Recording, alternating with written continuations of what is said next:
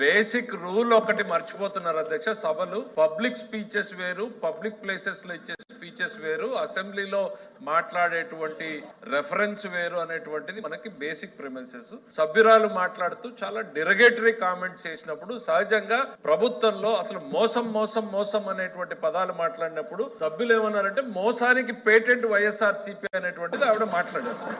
So ఇవి ఎక్కడికి పోతాయి అధ్యక్ష? ప్రొవొకేషన్ ఎటు నుంచి వచ్చింది అనే దాన్ని బట్టి ఇవన్నీ ఉంటాయి. మాట్లాడేటువంటి సభ్యులు కొంచెం హుందాగా భాషను ఉపయోగించారు.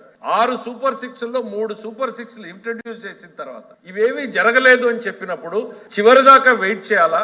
చెప్పుకునే ప్రయత్నం. నేను అన్నది దెర్ ఆర్ డీవియేషన్స్. మాకు అర్థమవుతుంది.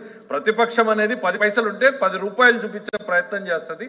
మేము వాస్తవాలు చెప్పే ప్రయత్నం చేస్తాం. కానీ మరి గ్యాలరీ కోసం మాట్లాడినట్టు మాట్లాడదండి. ఈ సభలో మాట్లాడడానికి చాలా ప్రొసీజర్స్ ఉన్నాయి. దయచేసి చదువుకుని మాట్లాడండి. Let us not play to the gallery.